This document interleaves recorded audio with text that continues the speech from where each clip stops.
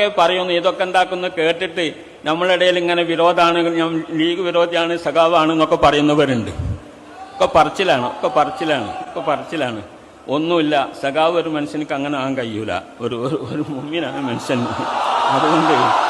അതുകൊണ്ട് ഇങ്ങനെയുള്ള വർത്താനങ്ങളും ഇതൊക്കെ കേട്ടിട്ട് നമ്മളെന്താക്കരുത്, പരസ്പരം ഗീബത്ത് നമീമത്തൊന്നും നടത്തരുത്.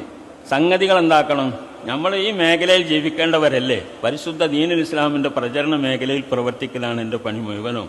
എൻ്റെ വീട്ടിൽ കോളിംഗ് ബെല്ല് പെണ്ണുങ്ങൾ എടുത്തു വെച്ചതാണ്. കാരണം ഞാൻ പാതിരക്ക് ചെന്ന് ബെല്ലടിച്ചോളം ഉറക്കം സുപ്പാക്കിയിട്ട്.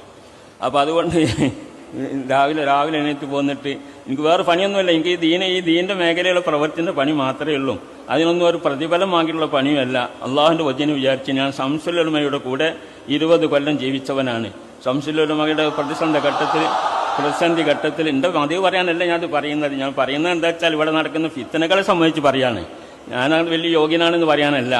അപ്പം ആ ഫിത്തനകളൊക്കെ ഒരുപാട് നടക്കുന്നുണ്ട്. അതൊക്കെ എന്താക്കണം, ഒന്ന് മാറ്റിയിട്ട് നമ്മളൊക്കെ ദീനിൻ്റെ കുട്ടികളാണ് എന്നാക്കി ചേർന്നുകൊണ്ട് നമ്മളെന്താക്കുക, ആ വിശ്വാസവും പ്രവൃത്തിയൊക്കെ ആ രൂപത്തിലാവണം എന്ന് ഈ അവസരത്തിൽ സാന്ദർഭികമായി പറയാണ്. സയ്യിദ് സാദിഖ് അലി ശിഹാബ് തങ്ങൾ ഉദ്ഘാടനം ചെയ്യും. ഇതിൻ്റെ അധ്യക്ഷ പദവി നമ്മുടെ സമസ്ത പ്രസിഡന്റ് കൂടിയായ സയ്യിദുൽ ഉലമ സയ്യിദ് മുഹമ്മദ് ജിഫ്രി മുത്തുക്കോയ തങ്ങളവർ നിർവഹിക്കുന്നു. പിന്നീട്